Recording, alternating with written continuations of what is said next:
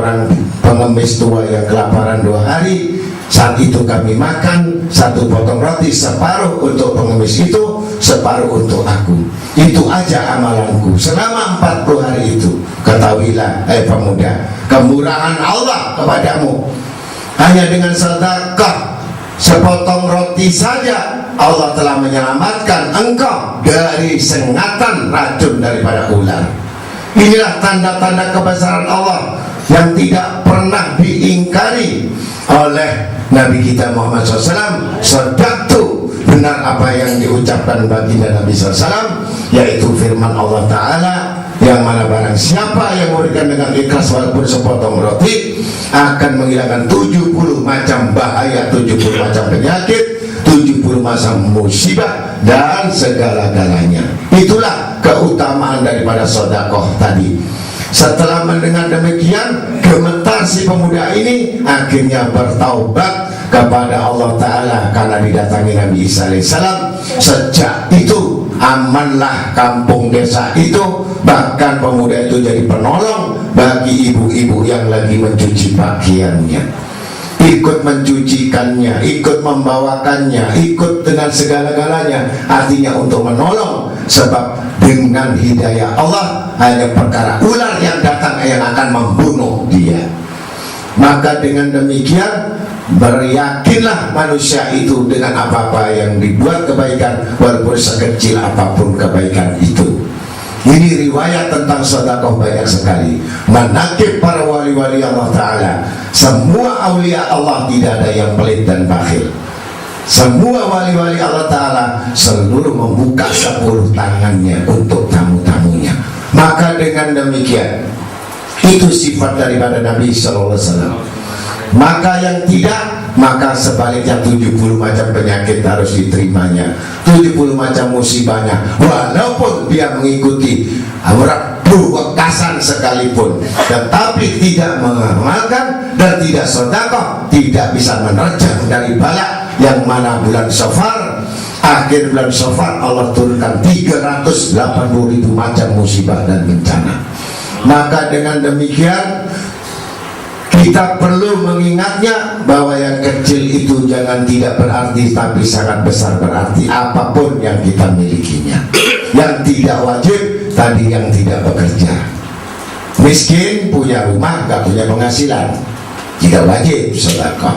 Kemudian pelajar yang masih butuh orang tuanya, tidak wajib. Tetapi hasil walaupun 1 hari 5.000 rupiah itu tetap bersedekah. Paham sudah? Nah, satu riwayat lagi di mana ada Said daripada mendengar satu hadis ini sallallahu alaihi wasallam. Maka pada saat itu beliau ada di negeri Syam.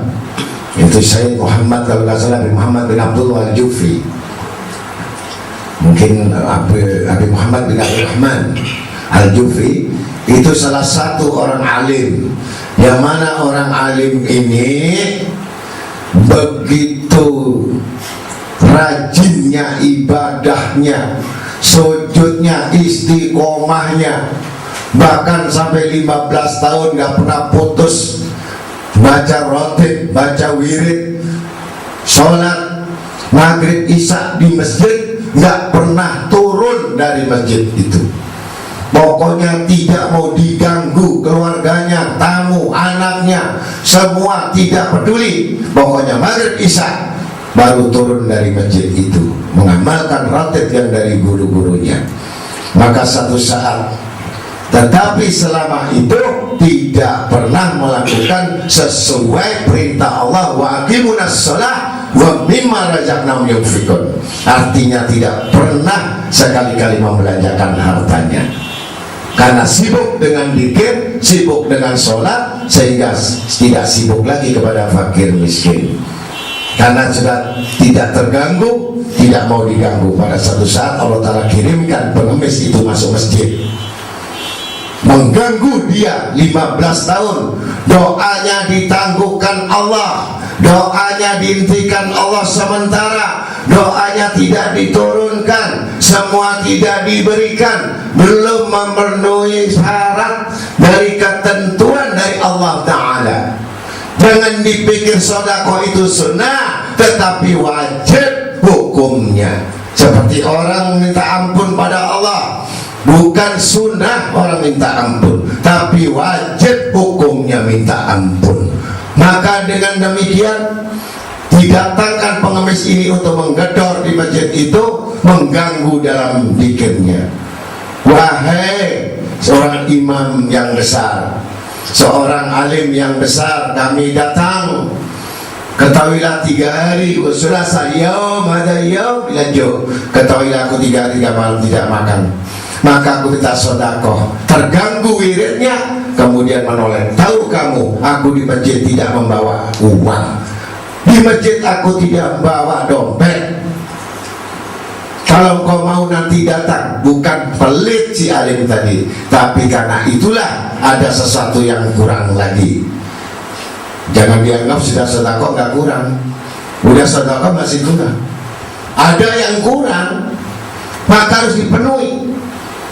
Diganggu lagi, nanti kalau saya sudah pulang kamu baru ikut. Tidak, saya hari ini minta sedekah. Putuslah 15 tahun istiqomah maghrib sampai isya. Baiklah, sekarang kamu ikut aku ke rumah. Dibawa pengemis ini ke rumah, kemudian masuklah, karena dia orang yang saleh, tidak membedakan antara miskin dan kaya, duduk sama di meja makan yang sama, bersama istrinya, bersama anaknya, bukan di teras, bukan di bawah, duduk di atas sama tingginya, makan sama. Kemudian disebutkan makan ikan yang sama, kemudian makan sama. Ada sesuatu yang disisakan yang utuh, ikannya itu untuk anak istrinya. Maka si pengemis tadi mengatakan, ketahuilah ada yang kamu belum keluarkan, saya senang ikan yang di dalam lemari itu.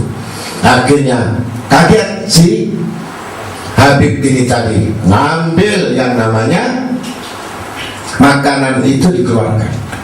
Udah selesai makan kenyang, dipandang saja sama Habib, tapi bubar yang namanya istiqomahnya, rotibnya, bacanya. 15 tahun gak pernah batal, walaupun sakit panas gak pernah batal. Ya tetap maghrib isya itu perintah gurunya. Maka dengan demikian, sesudah itu pamit mau pulang. Rumah saya jauh, saya minta ongkos.